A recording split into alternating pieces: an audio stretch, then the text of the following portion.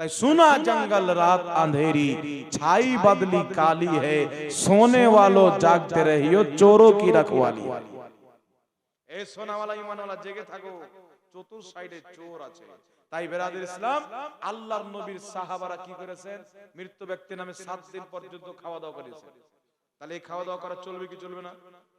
4 দিনে করে তাই চাহরম বলা হয়, 40 দিনে করলে 40 বলা হয়। যেই দিন আপনি করেন কোনো অসুবিধা নাই, চাহরম নামে করেন, 40 নামে করেন, কাজটা তো আমার নবীর সাহাবীর কাজ।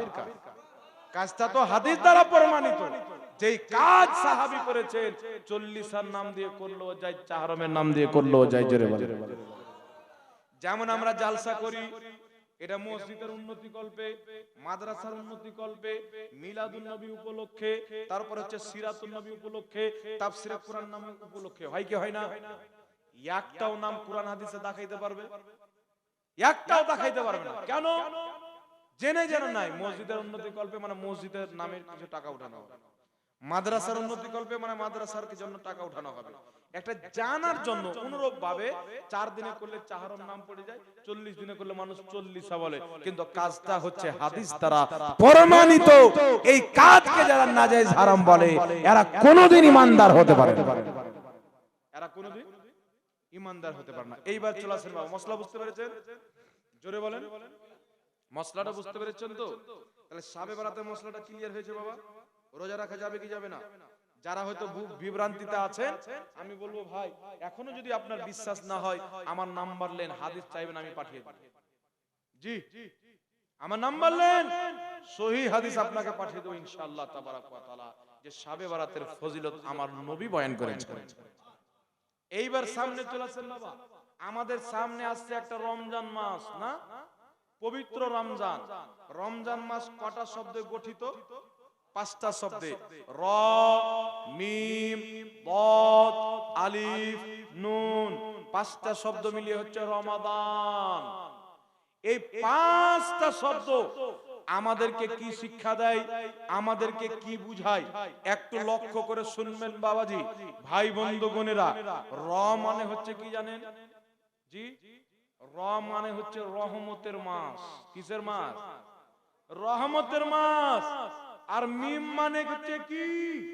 মিম মানে, র মানে হচ্ছে এই রমজান মাসে যারা রোজা রাখবে তাদের অন্তরে আল্লাহর রহমত নাজিল করা হবে, তাদের উপরে রহমত নাজিল করা হবে, তাদের রুজুতে রহমত নাজিল করা হবে, তাদের বাড়ি ঘরে রহমত হবে। বলে তারপরে আছে মিম। মিম মানে কি?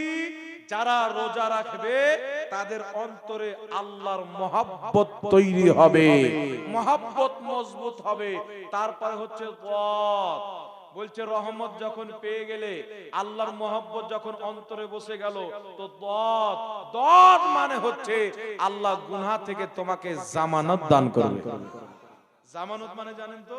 ছুটকারা দান করবে, পাক পবিত্র করে দিবে। তারপরে হচ্ছে আলিফ। আলিফ মানে হচ্ছে উলফাত। কি? উলফাত। একটি হচ্ছে মোহাব্বত, একটি হচ্ছে উলফাত। বাহ্যিক মোহাব্বত মানে হচ্ছে একজন আরেকজনকে ভালোবাসবে। এটা জরুরি না যে আমি আপনাকে ভালোবাসি তো আপনি আমাকে ভালোবাসেন। আমি আপনাকে মোহাব্বত করতে পারি, কিন্তু আপনি আমাকে করবেন এটা গ্যারান্টি নাই। কিন্তু উলফাত ওই জিনিসের নাম, উলফাত ওই জিনিসকে বলে। আল্লাহ বলছে বান্দা, রমজান শব্দের মধ্যে একটি আলিফ আছে, আলিফের অর্থ হচ্ছে উলফাত। তুমি আমাকে ভালোবেসে রোজা রাখবে, আমি তোমাকে অবশ্যই ভালোবাসব। পাল্টা ভালোবাসা অবশ্যই পাওয়া যাবে, এর নাম হচ্ছে উলফাত। তারপরে হচ্ছে নুন। আপনি রহমত পেয়ে গেলেন, আল্লাহর মহব্বত বসিয়ে নিলেন অন্তরে, জামানত পেয়ে গেলেন, আপনি উলফাত পেয়ে গেলেন। তারপরে হচ্ছে নুন।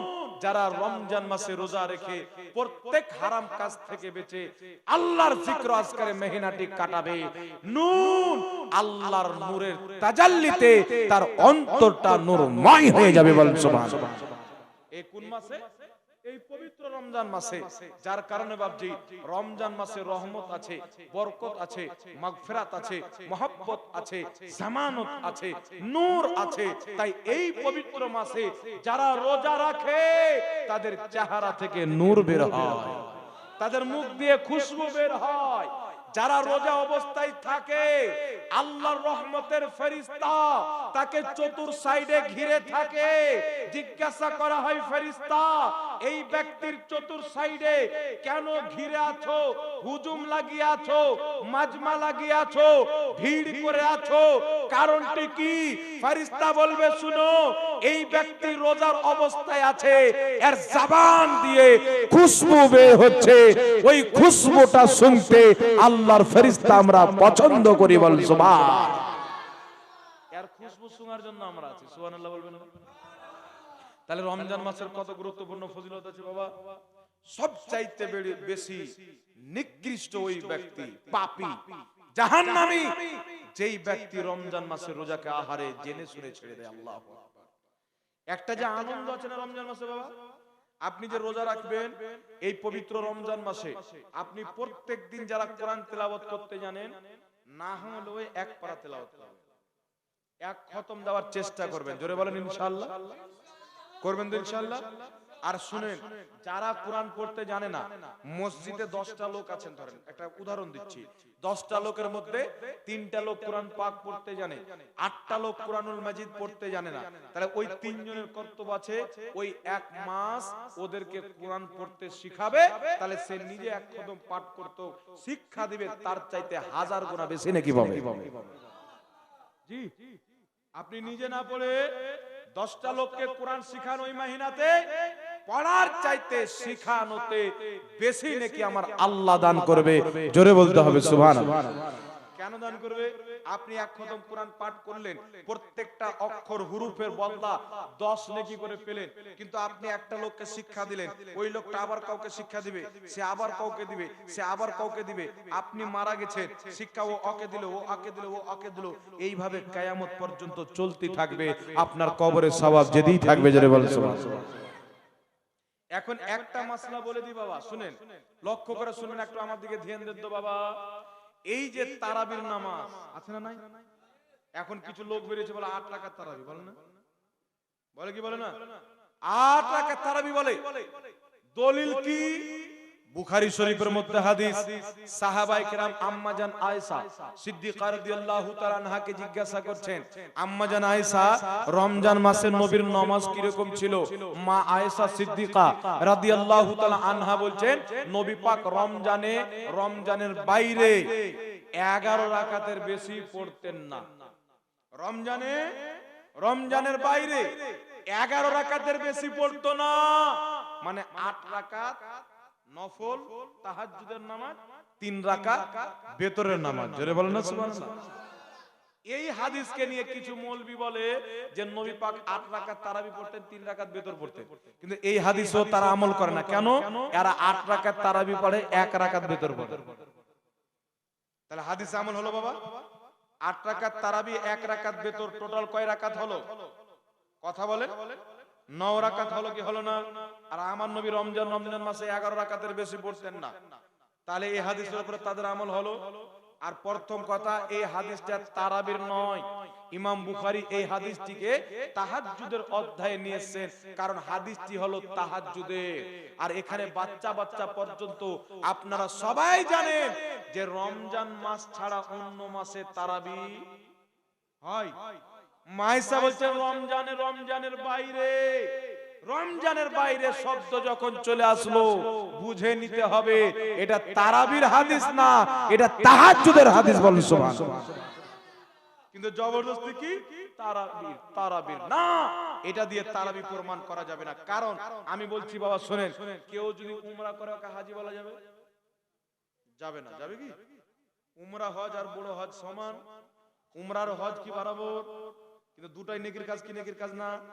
আচ্ছা বলেন তো বাপজি, হজ করতে গেলে রমজান মাসে যাওয়া যাবে, শাওয়াল মাসে যাওয়া যাবে, মুহররম মাসে যাওয়া যাবে, 11 মাস যাওয়া যাবে, মাত্র 1 মাসে হজ করতে হবে। কোন মাস? জিলহিজ্জা মাস। কোন মাস? জিলহিজ্জা মাস। এটা কি হজের মাস ছাড়া অন্য মাসে হজ হবে? কথা বলেন, হবে কি? কিন্তু উমরা হজের মাসে উমরা হবে, রমজান মাসে উমরা হবে, শাওয়াল মাসে উমরা হবে, 12 মাস উমরা হবে। জোরে বলেন সুবহানাল্লাহ। তাহলে এখানে কি বোঝা গেল? যে উমরাটা 12 মাস চলছে, হজের মাসও চলছে, 11 মাসও চলছে, কিন্তু হজটা 1 মাস ছাড়া অন্য মাসে চলে না। তাহলে হজ আর উমরাকে কি এক বলা যাবে? জি। তো তারাবির নামাজটা শুধু রোজার মাসে চলে, আর তাহাজ্জুদের নামাজ 12 মাস চলে। তাহলে তাহাজ্জুদের নামাজ আর তারাবির নামাজ এক হলো। আর কেউ যদি বলে এই হাদিস নবী পাক রমজানের বাইরে 11 রাকাতের বেশি পড়তেন না, এই হাদিসকে দিয়ে যদি তাহাজ্জুদ তারাবির নামাজ প্রমাণ করতে চায়, তাহলে তার কর্তব্য 12 মাস তারাবি পড়বে নাকি? কারণ রমজানের বাইরে আছে, তাহলে রমজানেও তারাবি পড়তে হবে, রমজানের বাইরেও পড়তে হবে, তবেই বুঝবো তুমি বাপের বেটা হাদিসকে মানো। কিন্তু পারবে না। এটা তারাবির হাদিস না, এটা হচ্ছে তাহাজ্জুদের হাদিস। কেন তাহাজ্জুদের হাদিস? একটু লক্ষ্য করে শুনবেন বাবজি, ধ্যান দিয়ে শুনবেন।